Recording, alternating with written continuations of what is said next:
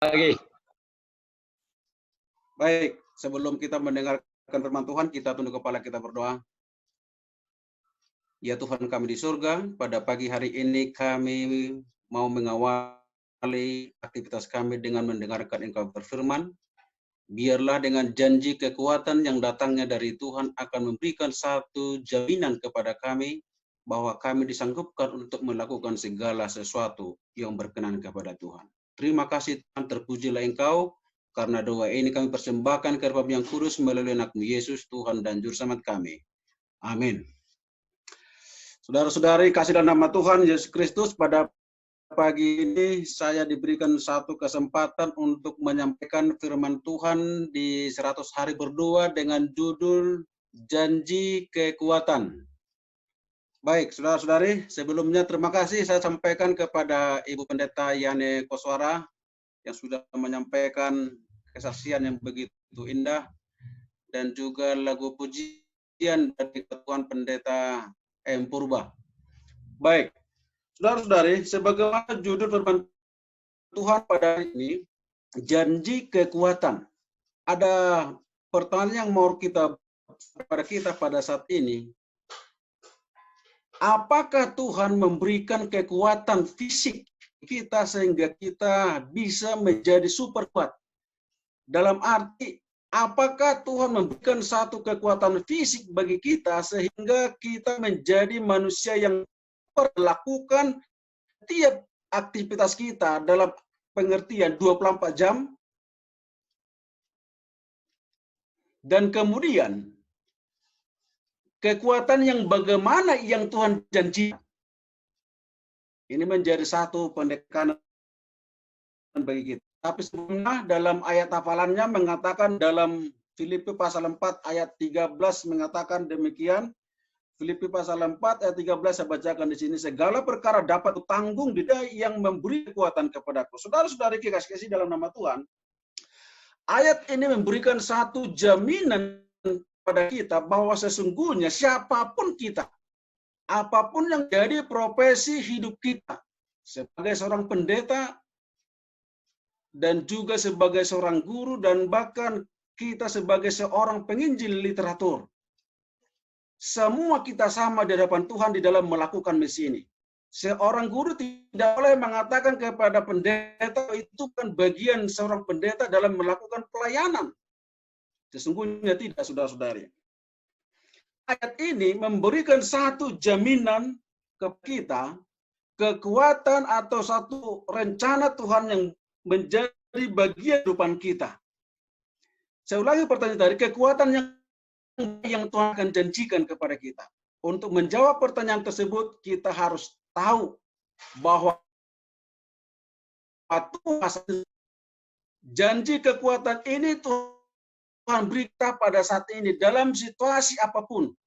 Sebagaimana dalam Filipi pasal 4 ini di perikop di ayat 10 sampai ayat 10 saya melihat bagaimana pengalaman hamba Tuhan Rasul Paulus dalam keadaan situasi kehidupannya. Di ayat 12 di sana dijelaskan dalam keadaan baik, dalam keadaan susah, sesungguhnya kehidupan itu dia sudah alami.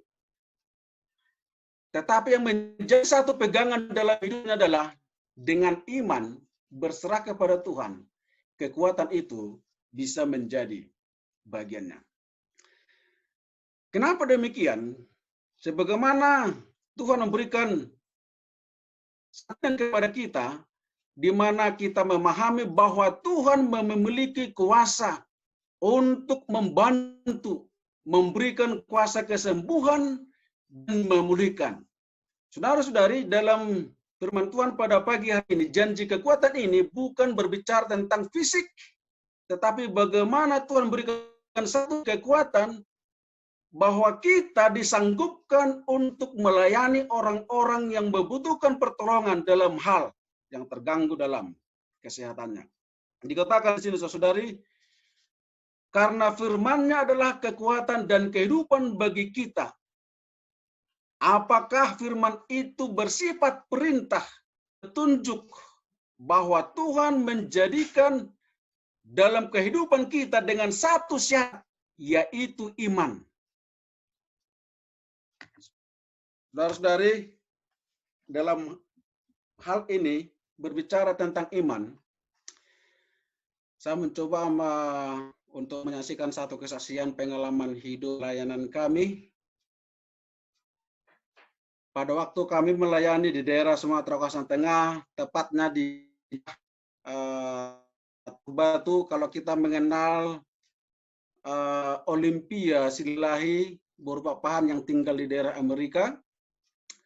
Satu ketika saya berkunjung ke rumah abangnya, rupa-rupanya kami menemukan di sini pengalaman yang sangat-sangat berharga bagi kami ketika itu, karena itu pelayanan pertama menjadi seorang yang disebut dengan penginjil sukarela ketika itu, saudara-saudari. Pada waktu kami tiba di rumah ini, kami melihat ada seorang gadis. Saya tidak tahu apakah pendeta tahu legenda ini. Gadis ini begitu huruf Taurat. Rupanya saya baru tahu ada legenda Tarutung. Kalau kita pernah melintasi daerah Tarutung, ada sungai yang disebut dengan yang ada hubungan dengan legenda Situmandi. Saya tidak tahu, mungkin kita pernah mendengarkan itu.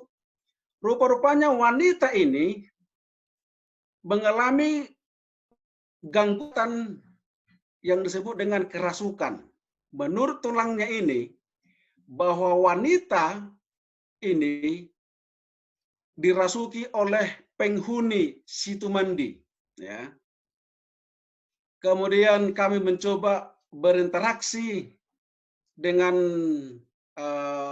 gadis ini, karena kami tidak bisa mendapatkan sekata pun pengertian dari kalimat atau perlengkapkan kepada kami. Karena dia berbicara, saya tidak tahu bagaimana berbicara. Tapi yang pasti ketika itu istri saya mengatakan dia berbicara seperti ulas. Saya tidak tahu bagaimana. Mungkin istri saya memiliki pemahaman mungkin bagaimana ular berbicara. Kemudian singkat cerita, saudara-saudari, saya menceritakan dengan iman ini. Rupa-rupanya kami berinteraksi, saya katakan, siapa kamu? Wanita ini, tapi bukan pengertian dia yang menjawab ya. Dia mengatakan, saya adalah Legion, saudara-saudari. Dia katakan demikian. Pada waktu ungkapan itu keluar dari mulutnya, ketika itu saya kaget. Dan bahkan istri saya juga kaget. Dan kemudian ada beberapa ayat yang dia ungkapkan, yang dia sampaikan, dan sampai saya katakan, apakah kamu mengenal Yesus? Apakah kamu percaya kepada Yesus? Saya katakan demikian kepada wanita ini. Dia mengatakan, aku percaya anak Allah. Saudara-saudari, dengan pernyataan seorang wanita ini, saya meyakini bahwa itu bukan yang keluar dari hatinya, tetapi ada sesuatu energi yang lain mencoba untuk menyampaikan apa yang menjadi bahwa ini adalah wanita ini adalah bagian saya. Konon katanya seorang wanita kalau orangnya cantik, katanya dia akan mengalami seperti itu.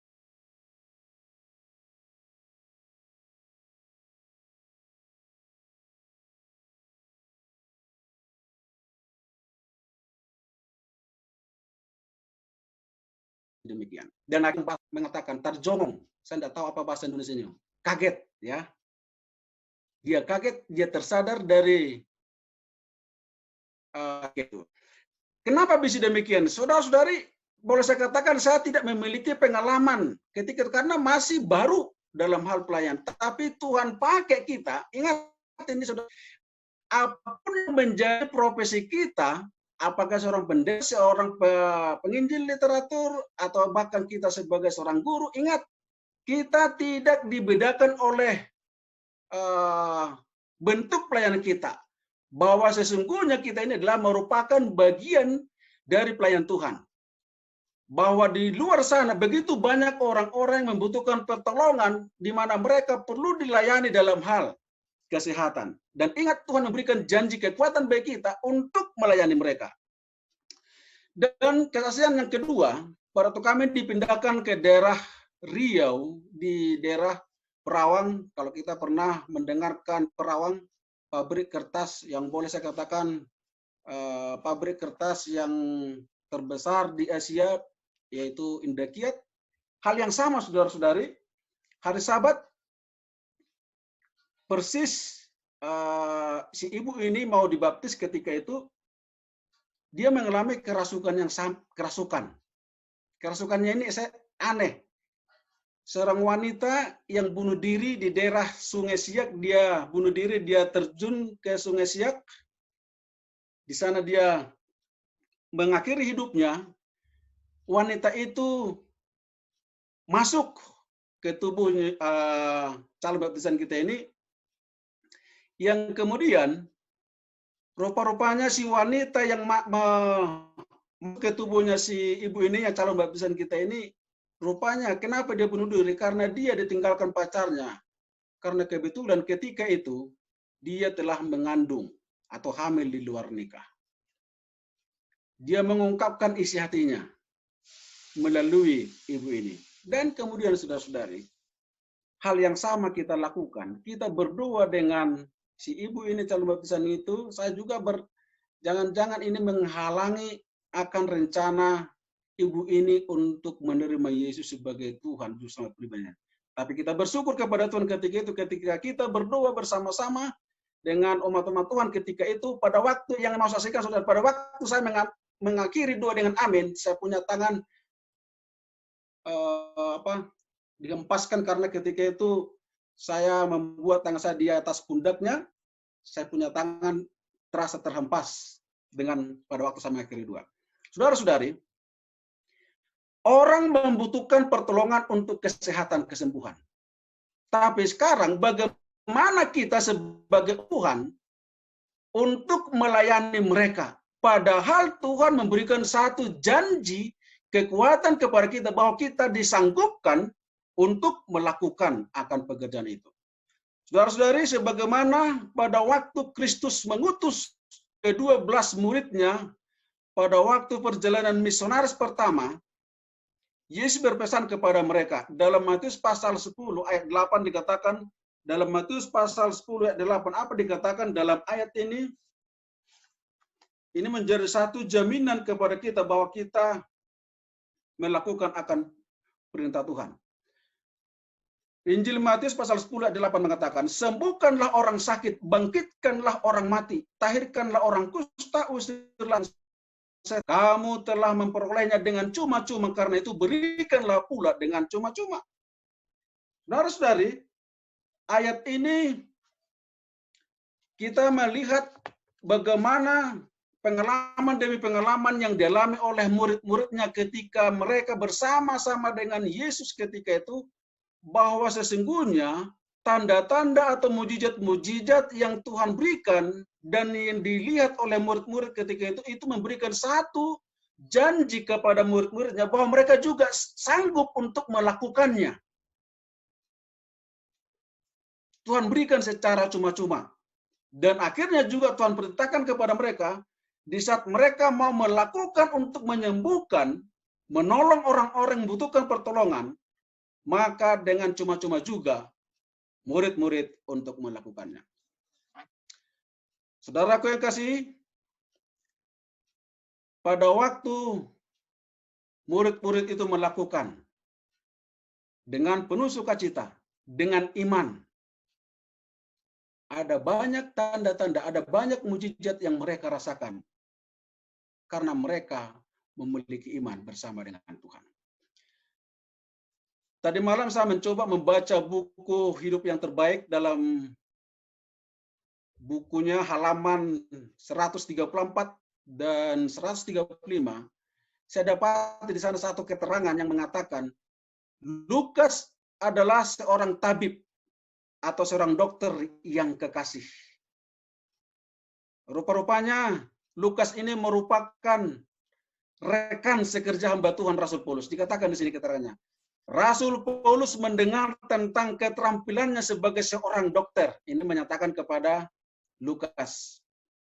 Dan mencari dia sebagai seorang yang kepadanya telah dipercayakan Tuhan suatu pekerjaan khusus. Dia mendapatkan kerjasamanya dan sewaktu-waktu Lukas menemaninya dalam perjalanan dari satu tempat ke tempat yang lain. Setelah itu, Paulus meninggalkan Lukas di Filipi. Yang berarti jaminan atau gambaran kepada kita, apa yang menjadi kemampuan dari hamba Tuhan, tabib, dokter yaitu Lukas. Sesungguhnya itu, jika dia tidak memiliki iman bersama dengan Tuhan, pada waktu dia bersama-sama dipanggil oleh Tuhan menjadi pelayan Tuhan, saudara-saudaraku, pengalaman dia, keterampilan dia akan bisa hilang jika dia tidak membentuknya sesuai dengan rencana Tuhan. Maka dengan demikian, saudara-saudari, dalam kehidupan pelayanan kita, sebagai seorang pendeta, sebagai seorang guru, ataupun penginjil literatur, ingat saudara-saudari, Tuhan panggil kita untuk menjadi perpanjangan tangan Tuhan. Untuk melayani orang-orang yang terganggu dalam hal kesehatannya. Karena di sini dikatakan, janji kekuatan yang Tuhan janjikan kepada kita untuk melayani orang-orang yang kesehatannya yang terganggu. Untuk itu, saudara-saudari, ajakan kepada kita pada pagi hari ini. Dikatakan di sini, maukah saudara dan saya untuk memilih hari ini untuk percaya pada kuasa Allah yang telah disediakan bagi Anda dengan iman. Sebagaimana saya katakan tadi, iman itu menjadi satu pondasi bagi kita untuk menerima akan janji kekuatan itu. Untuk ajakan kita untuk pagi ini, maukah saudara dan saya untuk mempercaya kuasa Allah yang telah disediakan bagi Anda dengan iman? Maukah kita percaya kepada Yesus, yaitu firman yang menjadi manusia untuk memberi kita kemampuan untuk melakukan kehendaknya? Maukah Anda bekerja dengan Yesus untuk menjalani kehidupan yang menyembuhkan, membantu, dan memulihkan? Saudara-saudari kasih dalam nama Tuhan Yesus Kristus, janji kekuatan Tuhan berikan kepada kita. Dia berjanji untuk membantu kita di dalam hal pelayanan ini. Dia berjanji untuk memberikan kekuatan bagi kita untuk menolong orang-orang yang membutuhkan pertolongan kesehatan. Untuk itu, terimalah kuasa dari Tuhan. Janji kekuatan yang datangnya dari Tuhan melalui iman kita. Jika kita memiliki iman bersama dengan Tuhan, janji kekuatan itu akan Tuhan berikan kepada kita di dalam pelayanan kita. Kiranya Tuhan memberkati kita. Amin. Puji Tuhan. Terima kasih, Pendeta. Baik, kita akan berdoa.